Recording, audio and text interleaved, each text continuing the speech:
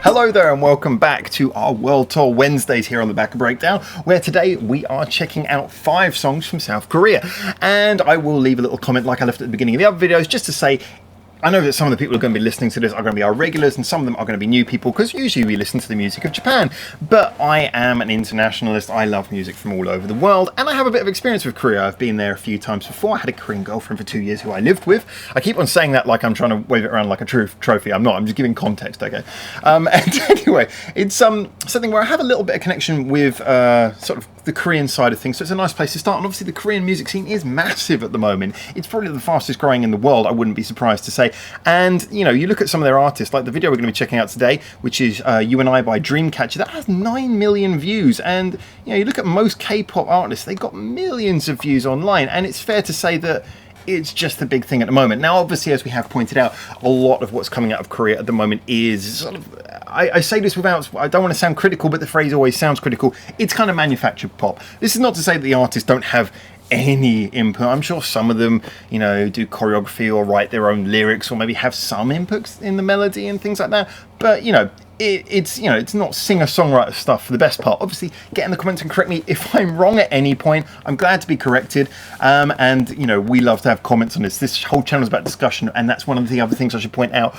I will give an honest opinion. So if I like something, I think it's more of a compliment because I'm honest about what I think. I justify what I don't like, and I say what I do like. After all, I mean, let's face it, if you love something, I mean, if you really, really love something, if you're a massive fan, you'll love it because you'll know what's wrong with it as well, because nothing in the world is perfect. If you think something is completely flawless, then you're obsessed, you're not really a fan, in my opinion. I think anyone who says, look, there is nothing even slightly wrong with this, probably isn't listening very objectively. So like I say, if I like it, I probably like it. Anyway, one of the main things I wanted to point out about Dreamcatcher before I got into it is Dreamcatcher. These videos for today were suggested by our commenters on the channel, and Dreamcatcher actually as a group got more recommendations than any other group, BTS included, although I did kind of already tip that I was going to do a BTS song just because they're so big.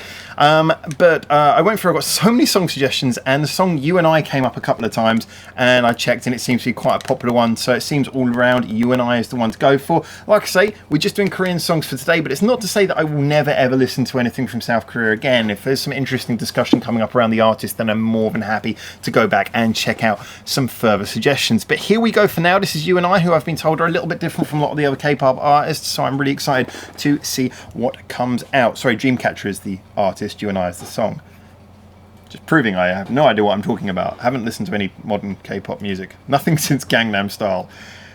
Sorry, if you're Korean, you're probably just punching the screen right now. Okay, here we go, You and I.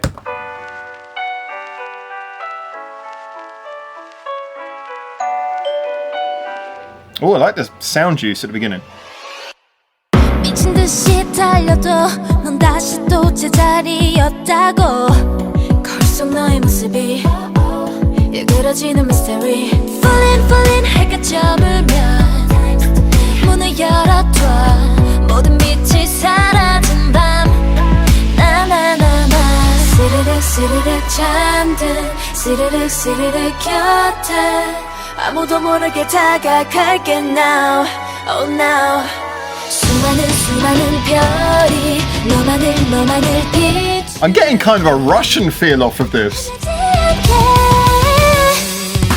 눈을 떠봐 내 손을 잡아봐 매일 꿈속에만 그렸던 나잖아 그렇게도 원한 너와 내 시간들 baby 이제는 나와 함께해 baby you and I. As you guys know, I'm not just a rock favoritist, but that's a really good hook. 익숙한 길이 낯설게 느껴져 There's always a rapper. 너를 부르는 목소리가 들려 한없이 차가워진 눈빛 돌아서가는 너를 숨기고 홀린 듯 이끌린 그곳은 위험해 No, no, no way 스르륵 스르륵 잠든 스르륵 스르륵 꿈에 아무도 모르게 들어갈게 now, oh now 흐르는 너의 차가운 눈물 다 지워줄게 눈을 떠봐 내 손을 잡아봐 매일 꿈속에만 그렸던 나 It's bordering between serious and parody, but it's fun as much as it is anything else. 이제는 나와 함께해 It's very well produced, actually. 가득 품에 안고 하나 된 순간 달빛을 모두 담아 끝이 없는 저 하늘에 밝은 빛이 돼줄게 언제나 꿈처럼 눈을 감아 내 손을 잡아 Very nice. Very well executed. 버려 혼자였던 시간 까만 세상 속에 네 편이 돼줄게 baby 이제는 나와 함께해 baby you and I There's some brave arrangement choices in this. I mean, nothing revolutionary, but in the genre, you know. Oh, it's over. I expected more to play out a little bit longer than that. Okay, I've got a lot to say about that one. That's really kind of interesting. I was kind of given a bit of a heads up that they were a bit different in they perhaps leaned towards a slightly heavier direction than a lot of the other K-pop artists, but that was not the way I expected that to go. Now, the first things first, there's so much to talk about there. Now, obviously, one of the things I want to bring up is on the channel, obviously, we've been dealing with a lot of Japanese music, and there's a big thing at the moment for mixing the idea of like a pop idol group with a heavier group. So we've seen that achieved in so many different ways.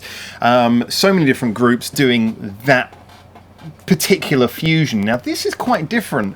Now obviously I'm only speaking after one song, but the way they've done this is quite different because it starts off sounding like your fairly traditional K-pop song, but with a slightly more haunted edge. Now that's not to say that's never been done before. I think you can pretty much pick any boy or girl band you want and you can find, unless they're one of the ultra fluffy ones, you can find something that's a little bit more haunted. I mean, even like, you know, oh god, does anyone remember that 90s boy group from England, Five? Even they had one which was like a haunted house one. That's just the first thing that came to mind. It was quite a different one, but this is what I'm saying though, is that anywhere you go, you can pick up something like that. So I'm not saying that bit particularly stood out, but the first thing that picked me up on that was that the production was very clever. The little things like the piano, the doorbell sound coming in, they're actually being used musically rather than just being slapped on top. Everything sort of flowed together and there was a lot of sounds, but the sounds were all working. Now when the chorus came in, it was rather unexpected, but it was quite punchy. Now it wasn't heavy. The guitar was in there, but it was a very sort of thick guitar to build up the sound, almost the way that in classical you'd use something like a violin section. It was bordering more on a pop punk guitar, I would say, but being used in a more big sound. And that worked, because if you went full-on gritty heavy with that, which sometimes has happened in the Japanese examples that we've heard, and sometimes that doesn't necessarily work, because the contrast isn't there. I mean, pop can be heavy and rock can be heavy in very different ways, and when you fuse them together there has to be an element of give, and with this the guitar was adding a lot of thickness to a sound, a lot of heaviness, but it wasn't detracting from the energy of the beat, you know, the impact of the beat and the central position of the vocals. Which obviously this is a vocal where they're singing in a pop style. It's not like they're going to start suddenly doing screamo metal in the middle of it. So you have to appreciate the vocals have nowhere to go. If you up everything else and the vocal stays smooth, it's going to sound a little bit out of place. So in actuality, this was a very clever compromise. Having the guitar come in and having the guitar sound like a big guitar, but not being so gritty as to impose and detract from the drums and the vocals. And, you know, that's one of the other things as well. We have to give a lot of credit to the people who engineered this, the producers and the mixer, because they did a fantastic job. The sound was so full, so together, and yet everything was clear. Everything was crisp. The song itself, I quite enjoyed. I don't think it's the catchiest song ever, but it's catchy enough to be a single. The performances were all quite good. I can't really... These are one of those groups where I've got to admit it didn't really stand out to me that the singers all sounded like they had a very different sound, but it seemed they were working together very much. And it also was one where at no point did it sound like I was hearing as many people as I was seeing. But, you know, I mean, that's not what we're really here to critique. We're here to critique, was the song good? And I thought the song was a good song. It had the bridge I really liked as well. I think, you know, in pop it's easy to have a throwaway bridge where you just have it go quiet for a second, do another chorus. or just have something lazy like that. They went full for it. They had a really interesting bridge. The way it broke down at the end, the way it came into the last chorus, and the chorus sort of banged back in, but slightly off beat to throw you off, which is something where if you're doing a lowest common denominator pop song, you wouldn't do. You'd be a little bit like, it's gonna wear people off. Everything about this felt to me like they were going, okay, we're gonna do pop, we're gonna do girl band pop, we're gonna have the dance moves, we're gonna have the slightly fun video with lots of colours. Even for a dark video, it was very colourful. But they were like, we're not just gonna whittle this down to the lowest common denominator. We're gonna give it a little bit of attitude. It seems like it was written for a slightly more discerning type of pop fan. Now, obviously, there's only one song in. I would actually be quite interested to hear more of them. I'm probably gonna go and check out more of their songs. I was given so many suggestions even before you guys get in the comments. But I would certainly say this is one that I wouldn't be dissuaded from coming back to and having a little listen to sometime in the near or far future. Anytime, but sometime in the future, I'm probably going to come back to this one. The performance was good, and the video, just the last comment on the video was, it's your usual K-pop videos have a very definite style, as we know. They're colourful, as I point out, even the dark ones are colourful.